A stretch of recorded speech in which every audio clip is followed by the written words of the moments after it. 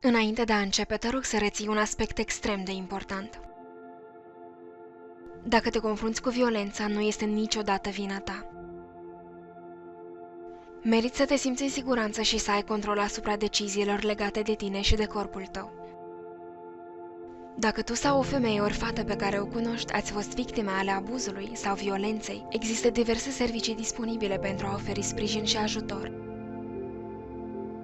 Chiar dacă nu ai suferit de pe urma violenței, dar ai o nevoie specifică, există servicii disponibile și pentru tine.